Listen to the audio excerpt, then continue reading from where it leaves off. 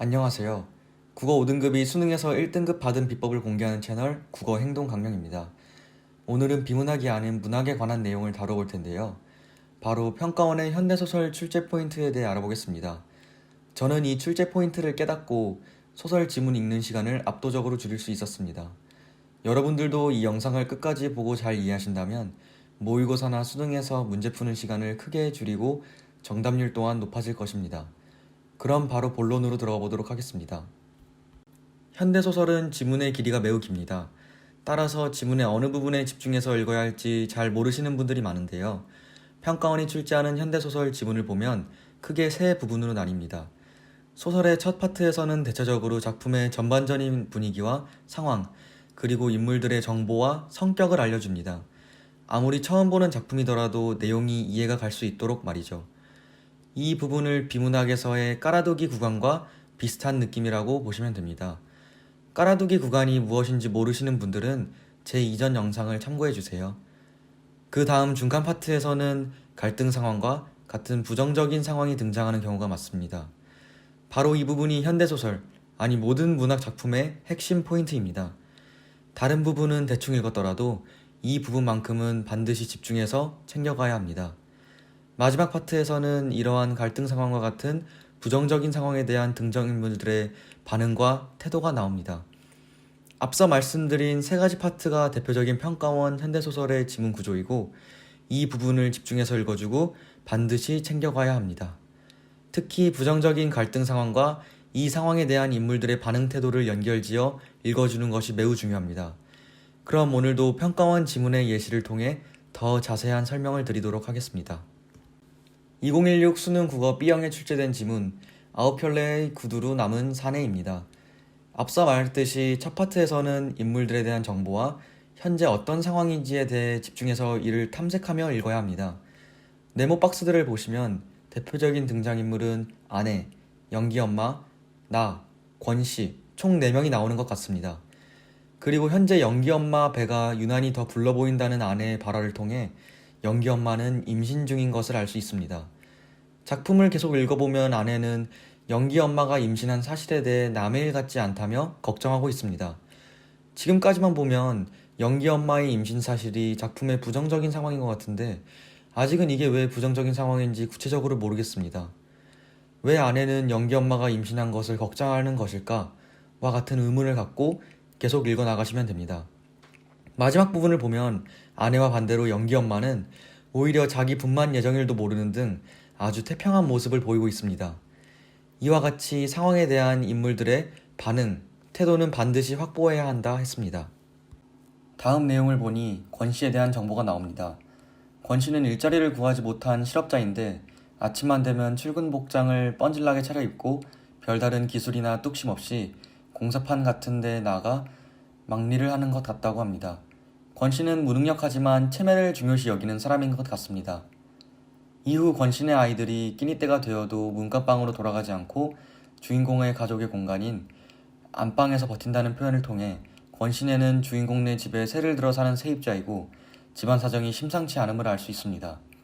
이와 같이 평가원은 현대소설 지문을 발췌하여 갖고 올 때 인물에 대한 정보, 그리고 작품의 상황과 분위기가 잘 드러나는 부분을 첫 부분으로 갖고 옵니다.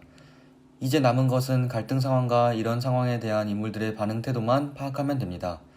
밑줄 친 디귿 문장을 보면 이 작품의 갈등 상황이 무엇인지에 대해 어느 정도 알 수 있습니다. 권씨와 권씨의 부인은 주인공과 아내에게 자기들의 이런 꼴, 즉 권씨 부인의 임신, 아이들의 굶주림과 같은 것을 목격하고도 도울 마음을 먹지 않으면 도무지 인간이 아닌 상황을 만든다는 것입니다. 이런 갈등 상황에 대한 인물들의 반응 태도는 어떨까요? 우선 주인공과 아내는 문간방 부엌에 쌀이나 연탄 따위를 넣어줍니다. 하지만 아내는 이후 분하고 억울해서 밥도 제대로 못 먹었다고 합니다.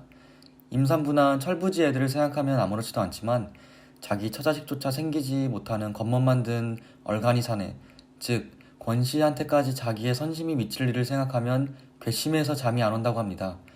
이때 나오는 분하고 억울해서, 괘씸해서와 같은 아내의 감정 표현은 갈등 상황에 대한 인물들의 반응 태도이므로 반드시 챙겨나가야 합니다. 심지어 아내는 새빵을 잘못 내줬다고 두고두고 자탄하기까지 합니다. 이후 권씨 부인이 해산의 날을 맞이하게 되며 소설은 클라이맥스를 향해 갑니다. 밑줄 친 부분에서 볼 수 있다시피 주인공과 아내의 대화에 의하면 권씨는 돈이 없어서 아내의 해산 준비 하나 안 되어 있지만 실실 웃기만 하면서 염려 없다고 하는 태평한 태도를 취하고 있습니다. 이에 대해 아내는 권씨를 흉보고 권씨의 아내가 출산 준비가 전혀 되어 있지 않은 점을 우려해 왔다고 합니다.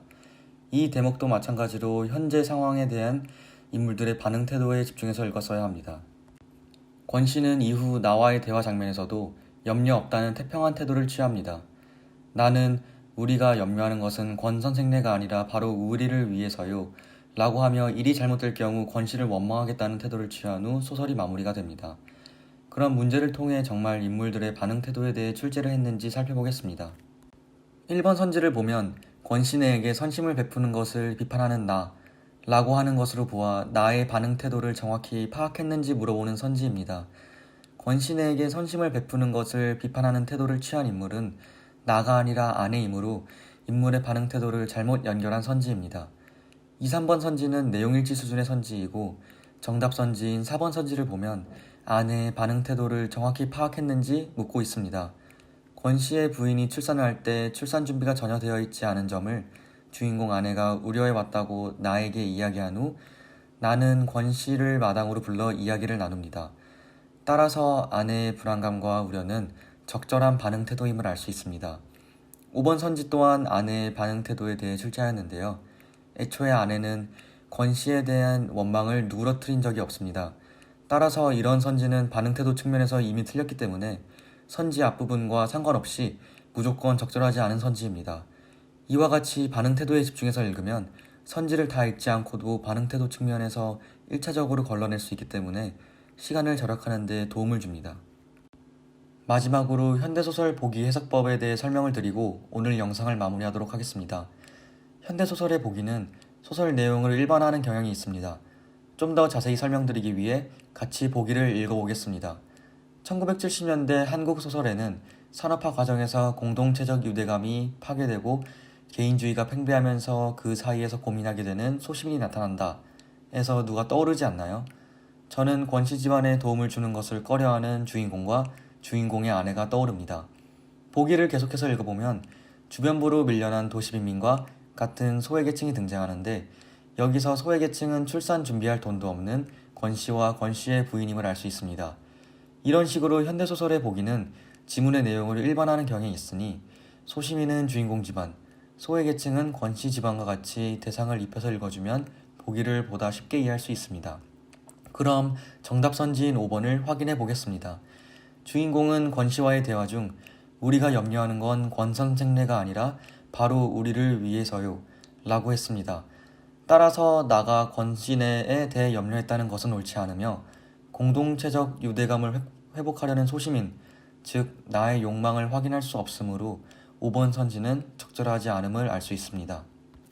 오늘 내용을 다시 정리해보면 현대소설은 크게 세 구성으로 나뉘는데 첫 번째 부분에서는 작품의 분위기, 상황과 같은 인물의 정보 및 성격을 제시하는 경우가 많으며 이후 갈등 상황과 같은 부정적인 상황이 등장하는데 이 부분이 작품의 핵심입니다. 그리고 무엇보다 이런 상황에 대한 인물들의 반응 태도는 선지로 구성될 확률이 매우 높으니 반드시 확보해야 된다고 했습니다. 오늘 영상은 어떠셨나요? 이해가 안 되신 부분이 있으면 댓글로 질문을 남겨주시기 바랍니다. 그럼 다음 영상에서는 다시 비문학의 세 번째 구조인 질문 답변 구조의 출제 포인트에 관한 영상으로 찾아뵙겠습니다. 감사합니다.